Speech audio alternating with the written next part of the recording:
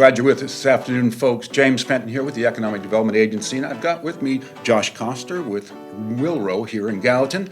And we're going to take just a minute and talk with Josh and find out a little bit about who they are and what they do. So tell us, Josh, for those who don't know who and what Wil-Ro does, what do you do? A little bit of everything. So 50 years ago, the company was founded not too far from where we're at today, but manufacturing all sorts of different type of industrial equipment. But 50 years ago, it started by making cattle trailers, other types of trailers for the ag industry. And then, of course, at one point, Mr. Anderson started to dabble into truck bodies, which is our primary product today. But the evolution of the business included starting gates and walkers for thoroughbred horses and for other types of equipment needed in that industry as well to probably 15, 20 years ago to where the primary product is commercial truck bodies. And you came into the picture when? Officially owning it a little over 6 years ago, so April 1st of 17. But 7 or so years ago from when I first met the team at Wil-Ro, the broker who represented the sale of Wil-Ro, met Mr. Anderson and of course his team, and it was a 6 to 9 month journey from first meeting him to the time that I acquired the company. So you guys have grown quite a bit since you've been here. Talk to me a little bit about the numbers of people that you've got working there now. Sure. People are extremely important to us, and I know that we'll probably touch on that at some point in the conversation, but there were 21 people that were on the team at Wil-Ro when I acquired the company. We like to use the word team members, not employees, so that's kind of a forbidden word amongst lots of them and at our company with our culture, but 21 people on the team. Today we're quickly approaching the mid-40s, and I see that number going up pretty aggressively here in the future, not just with the growth of Wil-Ro, but certainly a recent acquisition that we just completed. But to us, we've been more than 40.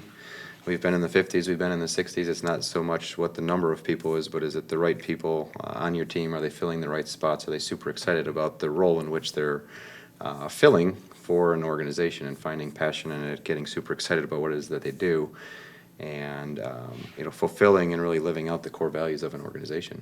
Well, that's one thing I noticed that you don't have an HR director. What do you call that position at Wil-Ro? That's another one of our words that I feel is like kind of outlawed is HR. I don't know. I Right. think I just have a super poor impression of it from being spoiled at some really great organizations that God blessed me with after the Marine Corps, and every single one of them had an HR department, and essentially all it was adults that were babysitting other adults. And I think when I finally God blessed me with an opportunity to have my own company, I thought I just really don't want to have a department that they're just simply there to be a babysitter. So to answer your question directly, obviously Ashley does a phenomenal job as our chief people officer. So thinking through how can you have a full-time role who is essentially the glue that holds every single person, if it's a company of 2 or a company of 200 or a company of 2,000, but thinks of your values, thinks of the people, thinks of every single spot that's on your team, and say to yourself, what is it that makes a place, an organization, any company for that matter, really important?